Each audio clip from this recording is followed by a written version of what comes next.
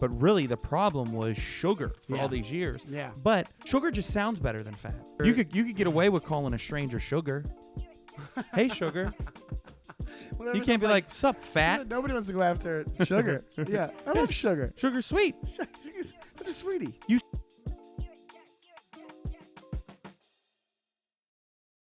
Hey, Sean. Yes, Ray. What groups of people do you think it's still okay to make jokes about? Well, that's like. Is that a good question? Is that a good opener question? No? It is. Yeah, it is a good opener question. The one that you will not get you any kind of blowback or canceled, if you will, in the edgelord world. I physically can't get canceled. What are they gonna take from me? Well, that's the thing. It's like when that's like the freedom of when you hear about like recession coming, writer's strike. This, I'm like, I'm so broke. It's like you're kind of unaffected. You're kind of just like, hey, I'm in my own little bubble here. I'm gonna be as broke as I was before this recession happened. I was even that way. I'm in a bunch of student loan debt, and when they were getting all excited about, they were like, oh, they're forgiving loans. You could get up to $10,000. I'm like, that wouldn't make a dent. No, that's why it's like just a gesture. Yeah. But to answer your question, it actually is. It's a really it's weird. Italians. Yes. And with to the point where, like this shouldn't be the case, because it's really, here's the thing, if and I consider myself a fairly liberal person. If liberals were actually liberal and they were horrified by the one thing, they should be across the board. The bullying and the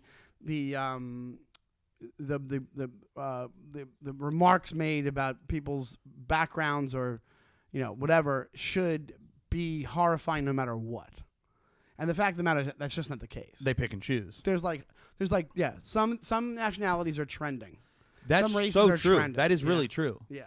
And it varies. And like after a while they're just like, Mexicans don't need our help anymore. They're on their own again. You know what I right. mean? Just leave them in the dust. And I've realized that people that you can make fun of are with no backlash are fat white men. Fat white men. Yes. And fat black men. You can make fun of all fat men. All just fat for their men? Fatness. Yeah, people get away with saying a lot of things about fat men. We did it to the point where we did it as fat men on the podcast a couple weeks ago, or last week or a couple weeks ago. And we made a joke about fat guys being on Love is Blind, and we got a multitude of reactions. We got people being like, you guys are already fat. Like it's one of those things where it's like, yeah, that's why we said that, and we were kidding. But it's one of these things where it's like, but people are brutal to fat people. Like brutal. And it's still kind of accepted. Like it's still, like, don't get me wrong, there's people who are like champions of the larger population, but like, do you know why it's accepted though? Because most of the time you can do something to change it. Yes. And you can't be less, Italian. Well, you could stop talking like this. Oh, forget about. Well, that's why my friend Karen Fian, she had a little bit of notoriety because she went after, there was a girl that had a reality show called My Fat Fabulous Life or something like that. Yeah. And the girl was like, she wasn't just like a larger frame and just like thick. Like everybody knows people in their life that are like, hey, they have trouble losing weight, and they're already bigger, and it's like hard for them, and they're a certain size, and it just didn't work out. And yeah, maybe they can get to a certain size, but they're not going to be a toothpick. Like I'll never be. I could lose 70 more pounds, and I'll still have my weird frame, at least up top. I'll look like a British bulldog, from the wrestling. Yeah. So, but she had a thing where she went out and they were like, "How dare you bully her and do this?" And it's like, she wasn't 100% wrong. Like that I'm a bigger guy. Like part of my thing is like poor nutrition. I don't know. I'm not eating healthy all the time. I'm the healthiest I've ever been, and I'm still not healthy. Right now, you're the healthiest you've ever been. You think? Yes, I would say so. I am on a bender of bad food, not booze. Been good on booze. I've been a little saint when it comes to booze. I'll be honest, dude. I haven't had a fucking drink since Friday. Really? Saturday. Still a couple of days. You sound like me. Still a When couple. I'm Yeah, like- that one time you were all pumped up. You came up to me and you go, dude, I ain't had a drink. I've been clean and sober, man. I feel good, dude. I haven't had a drink since Saturday. And I was like, yeah, man, it's Monday. That's a one full day. You haven't even gotten through Monday yet, Donnelly. Come on. Yep, you're right. So, what, a little junk foodie? A little junk foodie? I'm a junk dude. And do you want to hear the fucking addict I am right now? Sure. I met you at the Fat Black Pussycat last night, and you had a bunch of snacks. You brought a nice guy that you are. Brought a bunch of candy for the staff there, Yeah. which I think I ate It's a most David of. Tell move. Oh yeah, That's a where good I saw it. It's a good move, It's a really good move. and And I figured sugar. It's like keeps you up. Like you're working all night. You know. yeah, and there's no sugar. You know how sugar's never harmful, and you had these gummy lifesavers. They were fantastic. I didn't know weren't what they were all about. I had them. I go to fucking Othello when I get back. I buy a full bag of them. Yeah. And I ate the whole bag last Of course, night. they're addictive. They're insanely good. They're so good. I'm getting more again. Yeah, you should. Well, here's the thing. It's like you can't tell me any behaviors when it comes to junk food or candy that I'm going to be like, how dare you? That's abhorrent. I totally get it. Even today, you know what I do now? I'm the disclaimer guy. I did this today. I have a child sensibility of meals. Oh, I know. Well, you know, because you know what I eat as far as being Yeah. plain and stuff like that goes. But even to the point where today I ate at Essex Market by my girlfriend's house on the Lower East Side. And there's a place called Mighty Burger, which is it's not cheap, but it's a good cheeseburger. And I had cheeseburger, ate half the fries, actually, whatever, because I knew I have a thing where I'm like, oh, lunch and dinner I get dessert for. I get dessert for fucking breakfast, brother. Do you really? Sometimes, I mean, I have, yeah. What's your dessert for breakfast? Because I would probably do that if I knew a dessert for breakfast. I mean, What do you mean just grabbing a candy on the way back?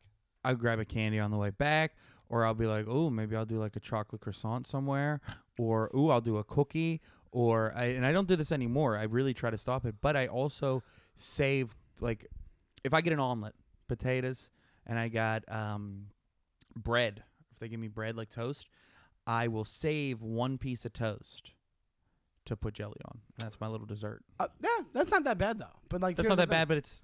But chocolate croissants a lot.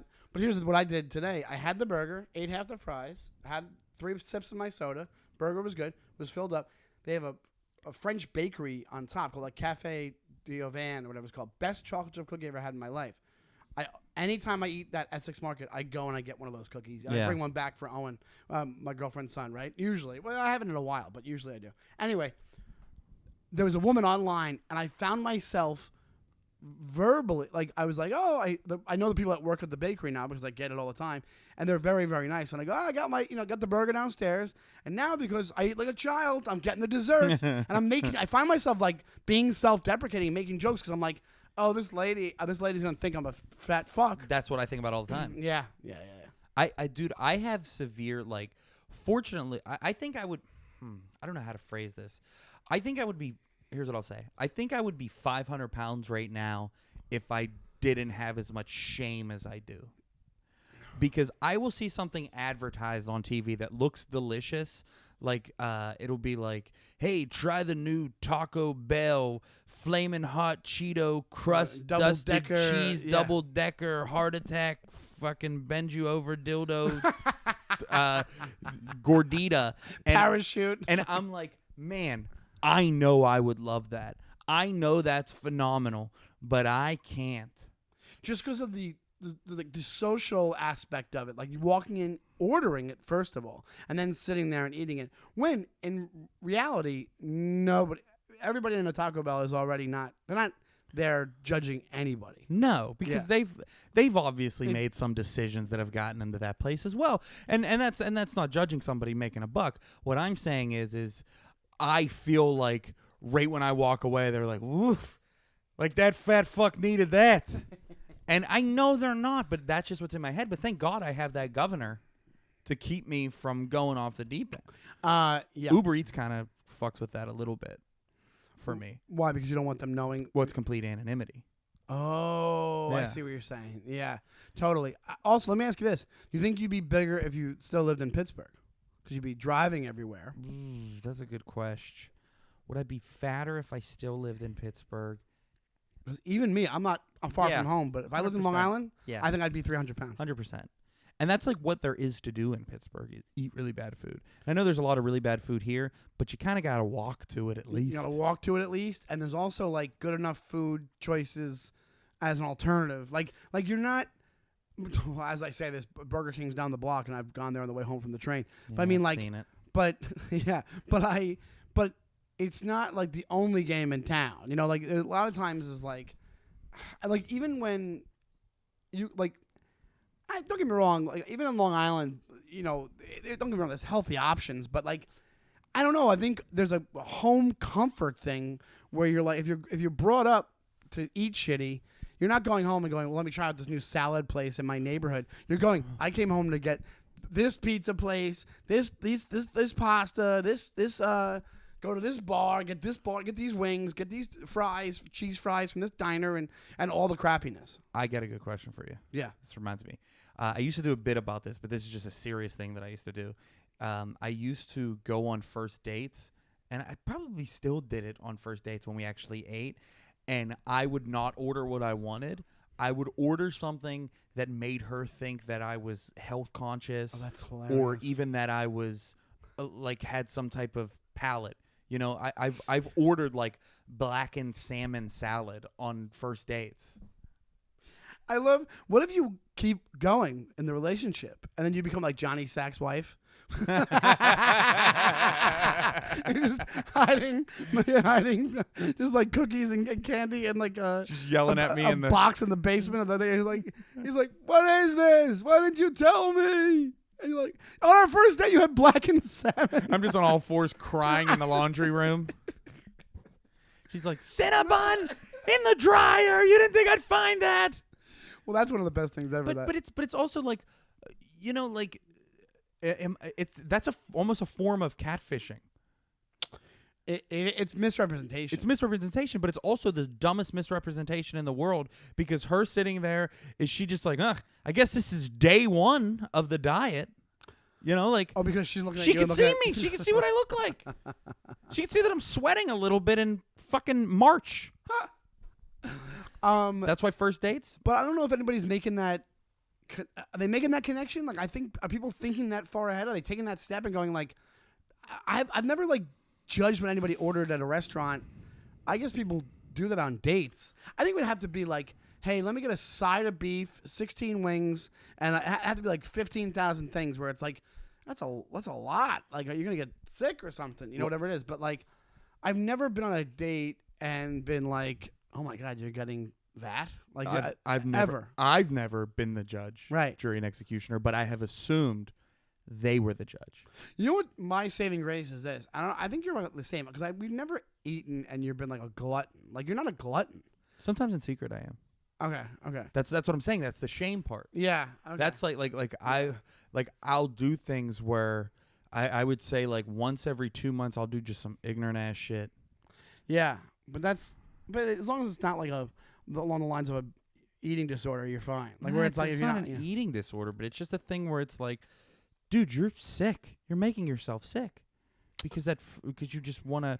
And part of it is you know what has kind of stuck with me, and I really need to follow it. Jason Salmon, when he was on the podcast, said, I think he said it on the show, that every time you eat shouldn't be a celebration. Yes, it's. And I'm fucking bad with it, dude. I wish I could say it stuck with me, but I've heard that multiple times, and it never sticks with me, and it should. You know what never sticks with me is the why did I just turn into Joe? You know what never sticks with me is when I like people were like, "Oh, I watched this documentary about how they actually make chicken nuggets at McDonald's. I'll never eat them again." There's one that did the Fed Up. You ever watch the Fed Up one? No.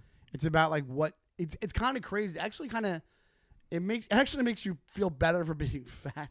It makes you realize things are fucked up. But like, Katie Couric is the one who like narrates it, and it's basically about how like our modern food system is set up. Like, you might think there's like food deserts. You know, they call them food deserts, where meaning that there's places in this country where you can't truthfully get healthy food. And I don't know if it's along the same lines, but they also talk about how like there was people who think you could walk into a supermarket and they show you 15 different items you could get thinking you're on a healthy diet, and all of them, because of the corn thing and the corn syrup thing and whatever else, have sugar in them. But you don't think that's the case because you don't have a mature, you don't have enough know-how to be like, oh no, to read the back of it and go, oh, this is fucked. You're thinking like, yeah, organic, this sounds good, whatever it is, Oh, it's all I mean it goes back to them making fat the enemy, the idea of like fat content and things. They made like fat-free this, reduce fat, but really the problem was sugar for all these years. Yeah. But sugar just sounds better than fat. Sugar. You could get away with calling a stranger sugar. Hey, sugar. Whatever, you can't be like, sup, fat? Nobody wants to go after sugar. Yeah, I love sugar. Sugar's sweet. Sugar's such a sweetie. Like an old woman would come up to you and she'd be like, hey there, sugar. Hey, sugar. How you doing, sugar? Be like, hey, fatty. Yeah. When meanwhile, fat's better for you than sugar. Eating fat than eating sugar. Yeah, it is. You know what I'm saying? What they say is everything in moderation, but the fact that not every meal is a celebration is like hits me to my core when I hear it originally, because that's just how I go about my day. I'm like, I'm eating. I said this. You know why? Because you're like, poor. I'm what? poor. We're poor. Yeah. I think it is a curse on the poor that is like one of the only things that we have of luxury is the food that we eat sometimes. Yeah, or if you're waking up thinking like, what am I gonna have for lunch? What am I gonna have for dinner? Like that, you spend more than just 2 minutes. I think that's another thing. If you're spending more than, which I've done, like where I've looked and seen, I've scrolled like it's Tinder, like I'm swiping right on restaurants, on DoorDash or whatever, and been like, what am I gonna get? And I've looked and then been like, put stuff in items in the cart, taking them out. Not on the order, gone to the next one, and spent like 25 minutes deciding what and then like you're trying to find the perfect pornographic video to watch. Exactly. Yeah. I'm trying to fuck this meal. So yeah, I think that was a really good thing that Jason said, because it was like your attitude towards food probably can really. That's why I wanted to do that Noom thing. You know Noom. I think a bunch of football players lost a lot of weight on that, like former football supposedly players. It works, changes your mindset about food, but it's not cheap. It's like, I think it's $150 a month or something. See, here's my thing. I want to lose weight. I want to get in better shape. I'm not trying. I don't want my mind changing. That's how it happens. Ugh. And also the like everything in moderation is never going to work for me. Why is that? Because you want everything. I'm an American. Yeah. I mean, so like, do you know what I mean? Like everything that, like, our friendship is based on the fact that we don't do anything in moderation. We go out for drinks. We don't do that in moderation. We do not. We go out for lunch. We don't do that in moderation. No. We, we fucking, what else don't we do in moderation? Oh, we don't people please in moderation. We don't give a moderate level of people. We go to the extremes on every single thing that we do. Yeah, absolutely.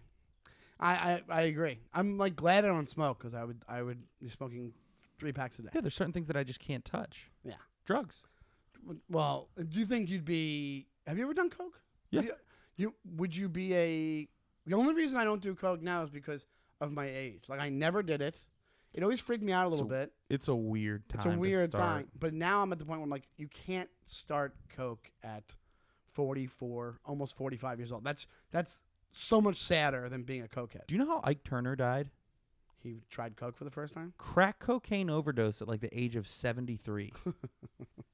Wait, but was his first time doing it? I fucking doubt it. But still.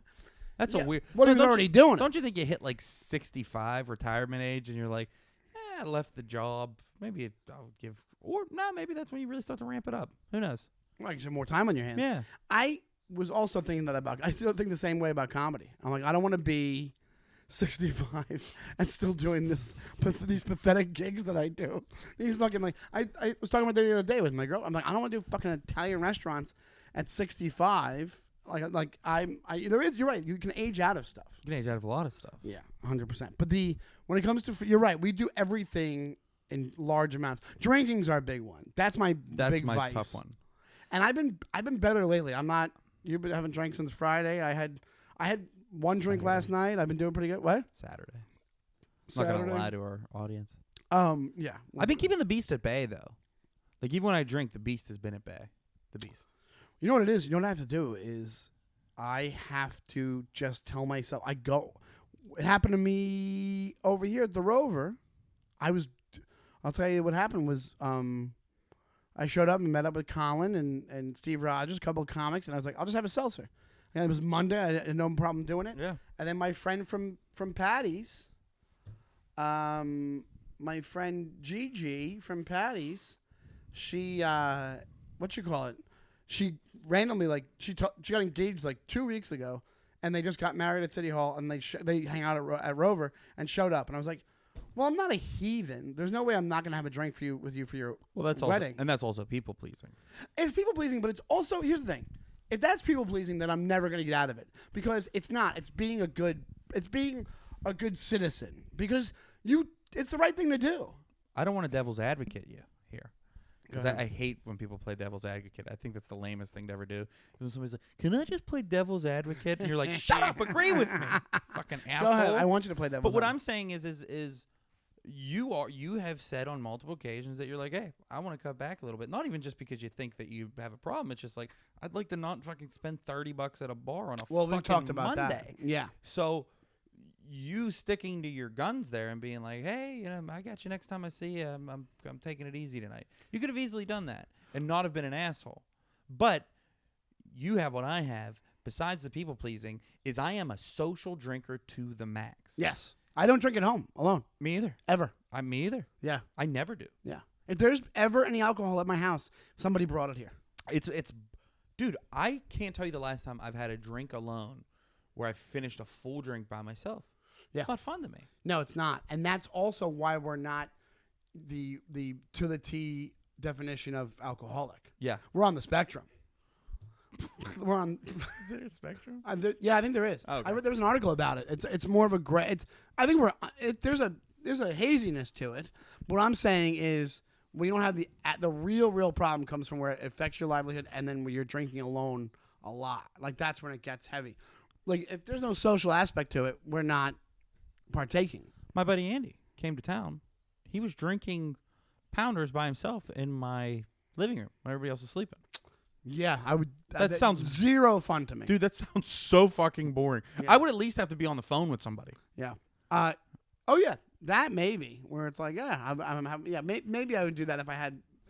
Guinness was like that. If I used to. The one thing I would do at home is once in a blue moon would have a frosty glass with a Guinness and with a Guinness can in it. That was great. And also during pandemic, I did drink at home, but it was social. Me and my roommate would drink. I'd have a 6-pack of Modelo like every night. I would drink on Zoom. It got bad. I would drink on Zoom. Yeah. Remember they had a lot of that drinking on Zoom. But anyway, it's the original point you were making was that what we were saying. I forgot my original point years ago. Oh, you were saying that. You could turn around and tell them like, yeah, hey, I know you got congrats, but if you really didn't want to have the drink, that would have been a good exercise in being like, eh. It's a good point. But I never, it chalk it up to the human condition. I never in a million years that would have happened ever. I would have, me being a little bit going out, me not fulfilling me not having a drink and having one and then leave, which I did was I had one, hung out, said, yeah, congrats, talked to them for a little bit, and then went back home.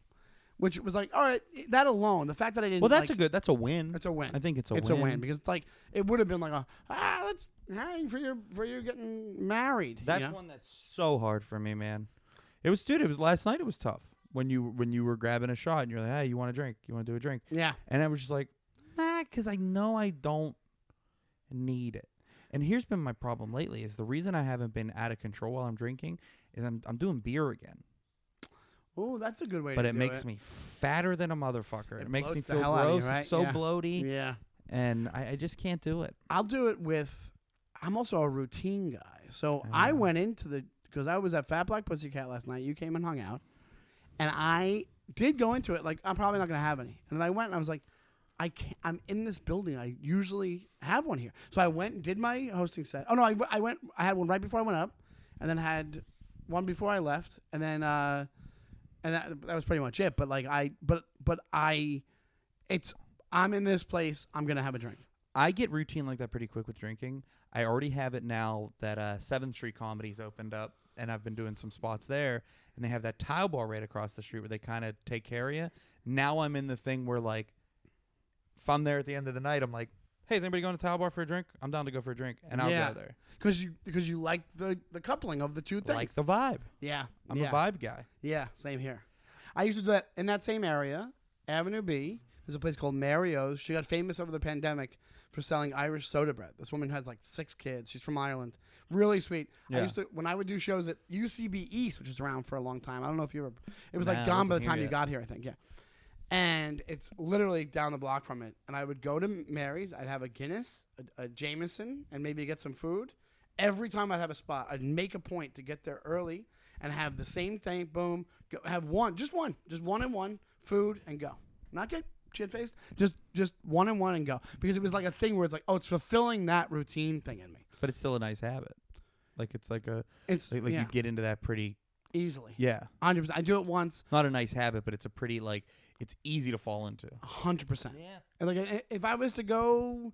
Yeah, maybe if I was to go 2 weeks in a row of doing spots at the Cellar and Fat Black and turn down the drinks, I'd be used to not drinking there, and that would be the routine probably. Like, don't get me wrong, drinking's fun, so maybe not, but you know. That's part of the fun of it, though.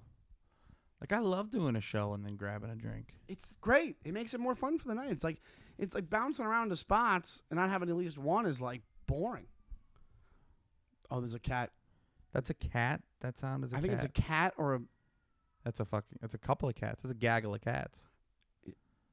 That happens all the time. There's like always cats fucking... They're either having sex or giving birth or dying. I don't know. I don't know what's going on. It's a lot of different things that it could be. It's a wide range. It's if you can't hear picking up on the microphone, I don't think they're going to be able to hear. Maybe you can, but it sounds like about like 3 cats are moaning. I think it's sex. I think it's sex. I think they come back to this garage behind my house to do it. I hear it all the time. Like an orgy. And you'll hear them fight. You'll hear like cat rape going on, or Really? like just a cat fights, like fighting. I don't know. You know for the affections of a cat. I don't know. ducks are big rapists. I've heard of that. I've seen a duck rape. You've Like Central seen Park. it in person? Central Park during the pandemic. We used to go there all the time. Central Park? Yeah, duck rape. Broad daylight duck rape. Wait, are you serious? Yeah, these fucking male ducks were all Multiple? like 2 of them were kind of attacking this female duck. Oh my god. And then another male duck comes, and we kind of thought maybe he was trying to intervene, yeah. but I think he was just trying to be another fucking piece of shit duck. And they made him leave. They like attacked him, like bit at him, and he ran away. Wow. And then they continued what they were doing. Did Donald Trump go into the newspaper and say they should be put to death? Do you know what I'm talking about? Yes, I do. Yeah. He did that with the Central Park 5. Yeah. and they were completely innocent. Completely innocent. Dude, but I have really quickly. We leave the guy one mistake. Give him a break, Trump. We should have murdered these kids that did nothing. I've watched part of that documentary. It's brutal. I want to watch the documentary. I heard it's really fascinating. You watch them just get completely bulldozed by the cops. I just remember my point. What? About, you said that you watched that documentary and it made you think a different way about eating, but you didn't change any habits from it. I think it added into my psyche, and then later on when I started doing the intermittent fasting thing is what changed. Dude, I used to eat way worse, like zero veggies. But I I'm made with veggies. It's not that many, but I'll eat them. But like, and then I would have fruit. But like, so I think over the past few years, and me getting older, and the intermittent thing, and me like, it actually made me realize like, oh, I better eat good at this part of the day because I can't eat past a certain hour. And that helped me realize like, oh, this makes me feel better. I feel better when I do X, Y, and Z. That's why I've had like. That's why no more beer, and that's why I've had like 2 bagels in 2 years. Like the movie I miss bagels every day. I had one today. Half a bagel. Oh, the best. So good, dude. Fucks with me so hardcore. The movie Super Size Me made me want to eat McDonald's. Did it really? Yeah. When I You're saw the only person I think that happened to. When I saw Super People got Size Me, grossed out by that movie. when I saw Super Size Me back in the day, I'm like, yeah, you fucking dunce. Don't eat it every single day. What are you proving? Just have McDonald's once every month, you know. That guy kind of seemed like a novelty guy. He's a like, weirdo. My but sister went on a date with him in college. Morgan Spurlock. Yeah. Nice. Yeah. Back in the day. How long did they date? 30 days. I don't know. Yeah, They date for 30 days? straight. Yeah, he would take her to McDonald's every day. No, I think She's like, I think this guy's broke. He just keeps taking me to McDonald's. Yeah. There's cameras all around him. I don't know why. Yeah. He just keeps filming every date. It's weird. Here's the thing. I have a little bit of a topic change here. Yeah, I don't care. I have a new little hot take on Love Is Blind thing. Oh shit! Yes, we haven't really talked much since the finale. We haven't talked since the reunion and the finale. The finale. Yeah, right. Yeah. Good point. But I will say that I think I'm coming around on Micah.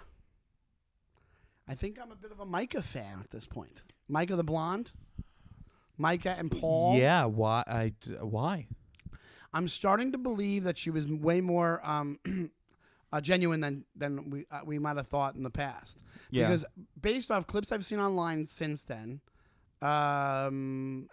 also based off how that reunion went, there was that weird moment where Paul was being like, he's like, well, he's thinking about being a mom thing, and she's like, Yeah. all I did was talk to you about having kids. What are you talking about?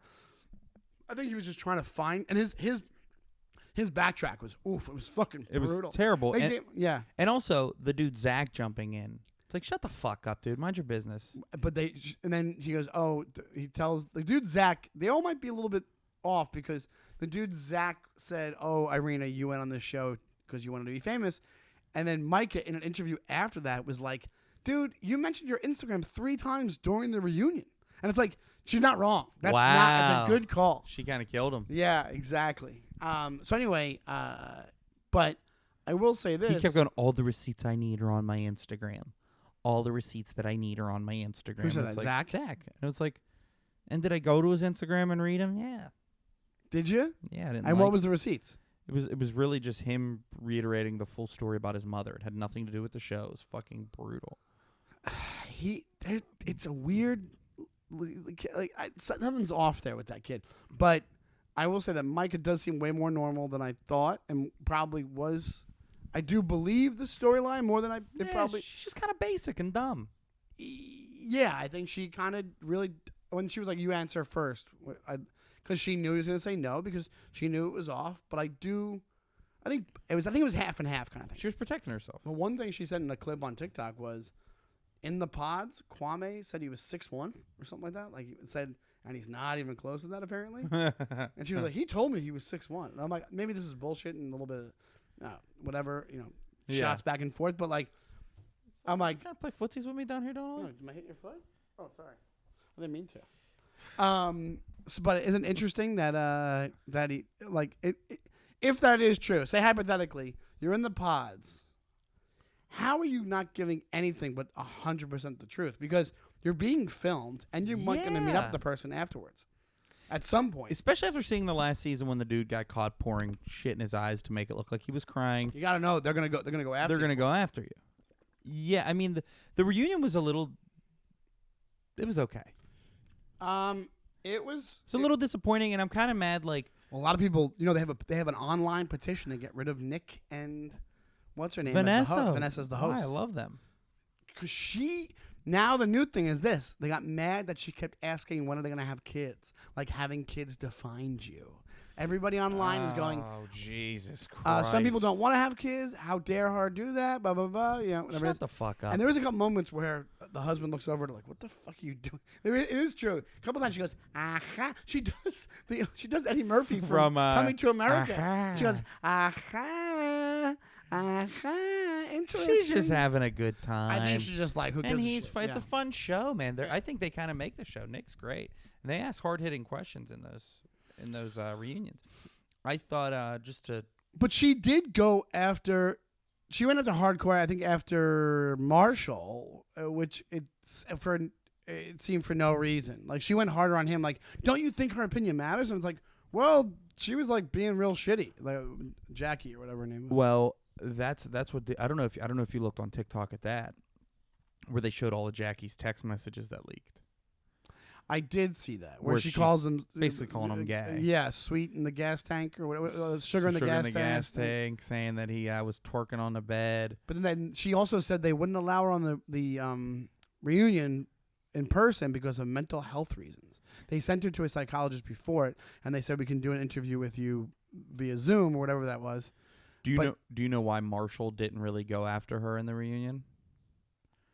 Why? Because in those texts between her saying that she was gay, she also mentions he has a giant dong. She said she couldn't have sex with him because his penis is too big and she had a yeast infection. So it's like he was like, I know she kind of humiliated me, but hey, we're all good. Hey, you win some, you lose some. Yeah. Yeah, you can call me as gay as you want. Yeah. Well, he got a lot of shit because he said that she has a strong jawline. Maybe she was a man. Well, no, I don't. I think what he did, she called him Gay. gay, and then he said, "Well, you're a man, so maybe it makes sense, probably, or you're a trans person." He said, "Well, you do have a strong jawline. Maybe you were a man before." Yeah, and he said he never said the word. Oh, he didn't say the word. No. Oh, okay. Well, and then that became a big thing. No, here's the thing: if you put them next to each other, don't get me wrong. I'm sure. I don't know about this dude, but she seems a little bit batshit. Anybody could tell you. The whole time she would go off and start crying in the corner for no fucking reason. It's like you didn't want to be there, and you have some issues. You need to work it out. And she used to, when food would come, she'd say, "I'm so hungry." Yuck. I don't like hungry. I do have a kind of a jerk store. Yeah, I wanted to hear this. I don't think you told me this. Get your take on this. It was a very monumentous moment for Sean Donnelly because I had you know me, I'm a very emotional man. You've seen me get angry at times and mad. You've seen me I've seen the Fighting Irish. You know, you actually, we're close enough. You know goofy mad and you know actual mad. Sure. Right? Like goofy mad is on stage and there's really no actual mad. And I like goofy mad. Goofy Mad's supposed to be fun. That's that's me just yelling and being a goofball, right? Angry Mad makes car rides uncomfortable. Angry Donnelly, actual mad, makes car rides uncomfortable. Yes, yeah, I know. It's happened a couple times. It's not every time though. I feel. Is it every time? No, but I feel responsible for this is where my problem comes into is a couple times you've gotten really, really mad about not things. at you. Let's make that clear. No, not at me. No. But how I am, I'm like, man, I got to try to find a way to cheer him up and make light out of it. And you're hard to snap out of it sometimes. Yes, I am. But I have usually that big pop and then. But go ahead. No, Continue. so what were you going to say? No, that's all. I'm just saying there's been times I've just been sitting there thinking about like, how the fuck do I get him out of this? You know, how do I because that's where That's a good pal. That's where I am though. Like I like, you know, the one other person in the car, the better mood that they're in, the better my drive's gonna be. Yeah. And also, it's not like I'm there. It's not like I'm like the whole ride. No, but there is the beginning of it. You are very fussy. Yes, I'm like a fussy baby. And I'm trying to do things like, what kind of music does he like? Let me put on a song that he likes. And then if that doesn't get him, I'm like, let me try to change the subject. Let me try to make fun of something that happened. And I try little things here. That's just what goes on in the brain. Anyhow, so this past weekend, I was at Hilarities, which is a fantastic club in Cleveland, Ohio that people rave about. My first time there, I did a Thursday show myself, and I opened up for Jim Norton the rest of the weekend, who I've opened up before, who's amazing and, is a buddy of mine, and they could every show went great, especially the last one was like really, really fun. But we have our rules. We talk about it all the time when it comes to comedy. Like we have our idea of how long a hosting set should be, what a host should do. I don't feature that often. I usually am closing shows on the road, but yeah, I'll open for Jim. I've opened for a couple people, and I enjoy it because it's like you go up and you do 25 minutes tops, but I do have it in my head. You know me, I do a lot of crowd work, and it's like so most of the shows. So the rule that we agree on is that the feature should not do any crowd work because you're supposed to. The next person after you is closing out. You're in that sweet spot. They have to do double the time, if not more, and they have to, you might burn out some avenues of crowd work they could do. The only time I do crowd work in a feature set is if it comes up naturally, because it looks silly if like something happens and you don't address it, right? Or that's like something like that. But I never stop and I'm like, what? Like the only time I really address or break the fourth wall is if I have a joke that lends itself to it, where like it's a starter, where you're like, hey, does anybody do this?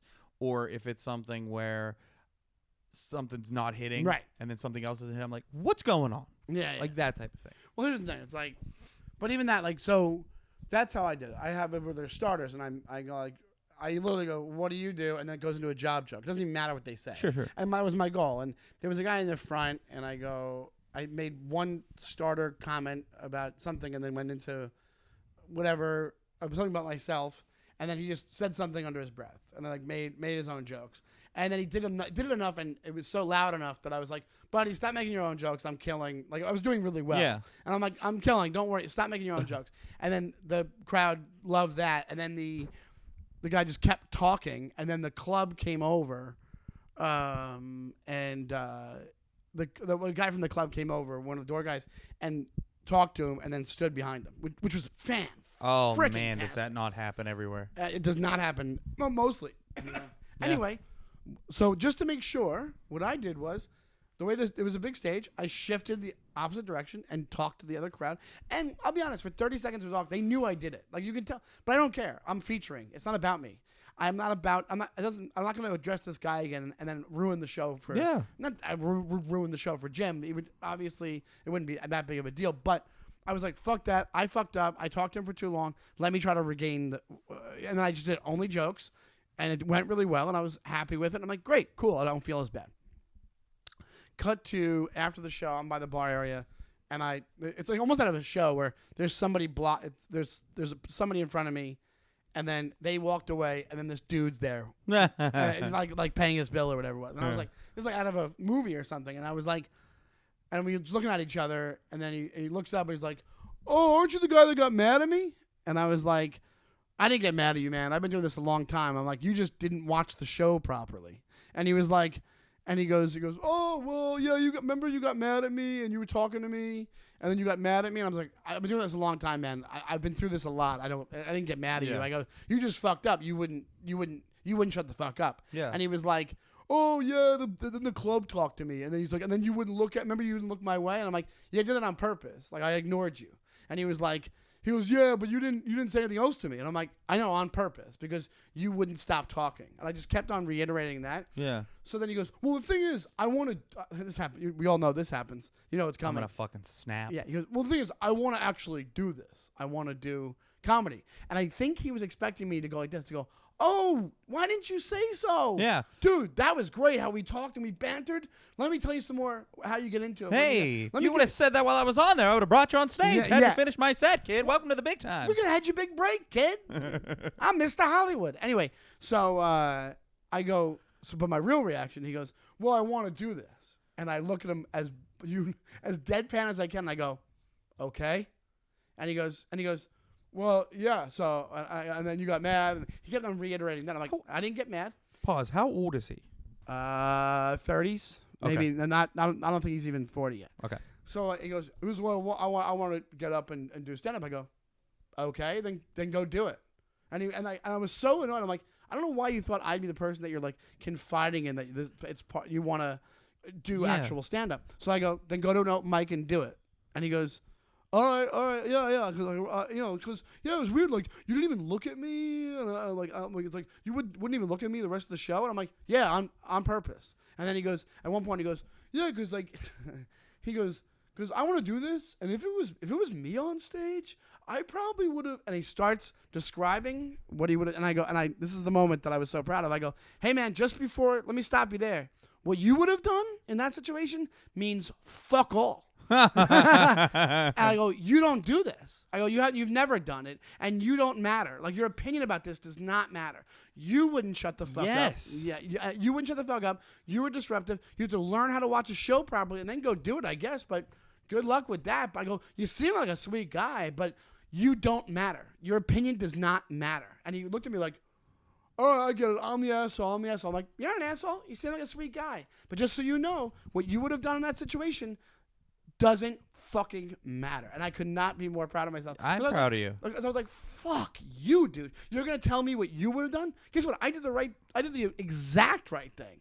It's also the weird thing of like, why would you think that that is the logical step to entering stand-up comedy is by going there and being disruptive to professional comedians? Yes. It's like if you want to fight fires, you don't go heckle a firefighter while he's putting out a building. Yes, You know what I mean?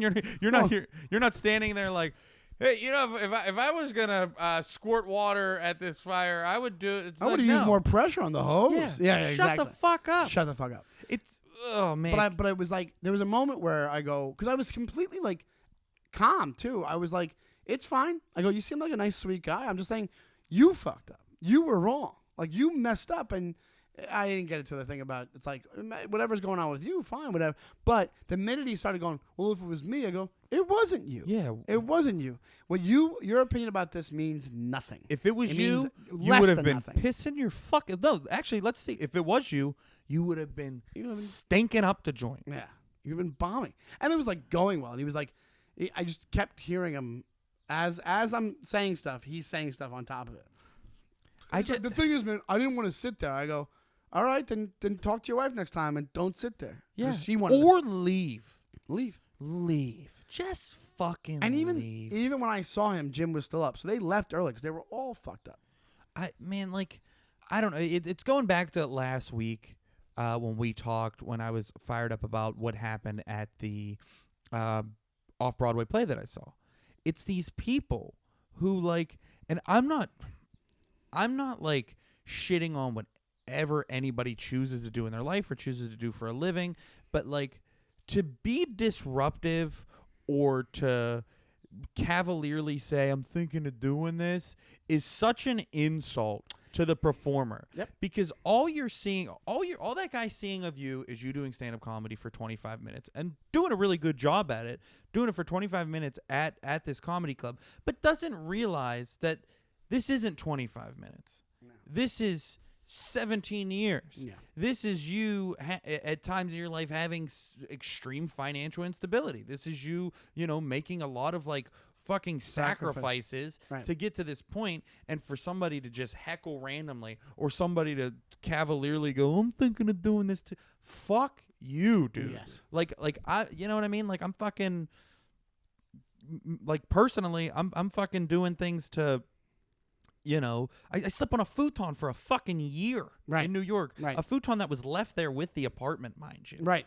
So I probably have bed bugs still from it. That was 3 years ago. Just But that's what I'm borrowed saying is like nobody sees all the work that goes into it. So they're just thinking like, oh, this is my time too. This is my half hour too. No, your job is to shut the fuck up. It's the power differential. And it's happened before, and I've handled it poorly in the past. But the point of the story was... Sorry, I got all fired up.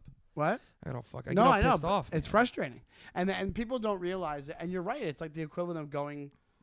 It's like, let's be honest. It's not, maybe there's not as much money in being a doctor or, I mean, as in being a doctor or whatever it is, but like the amount of time you're putting into it is worth something. And then the more I realize that, the more I feel confident in being like, no, I only do it. Like, I didn't approach you. I didn't even talk to you. I think I said, what do you... I think I said, how old are you? Because I go, I'm 44. Why do I look so old? It was like me going into a joke, and I go, how old are you? And he goes, and then he right away goes, well, you look, and he starts, you're 72. And I go, don't do your own. And I was like, buddy, like, I asked you how old you were just so I can get to a joke. Just give the answer or don't give the answer. And granted, open up a can of worms, but I didn't engage purposely after the fact. So it's like one of these things where you're like, have some respect for the thing that you're going to. And my thing is always too is you turning away from him is like body language, and ignoring him is showing respect to everybody else in the room. Yes. Everybody, and I'm not trying to make, because comedy is what it is. I'm not trying to make it seem like a bigger event than it really is. But in a sense, like, it's people's fucking Saturday night, dude. Yep. It's people's, like, most people generally work 5 fucking days a week. Right. The tickets aren't cheap. Right. Drinks aren't cheap. Right. And you're spending at least $100 by the time you get out of there. And this fucking asshole is gonna decide, is gonna fucking up Dude, I don't know. I'm sorry. No, you're absolutely right. I get it. You know, we absolutely were right. vibing, And- we were having a and good thing, and I if get it was really, like- I take it personal. The only thing you could say is that it wasn't your traditional but it was like a thing where it was like I opened up the can of worms a little bit, but you took that to mean let me not stop talking now, and that's not like if you don't have enough wherewithal to realize I'm just asking you for that so I can get to this. Fucking adults, bro. Yeah. It's fucking adults. It's Yeah. the craziest thing in the world to me.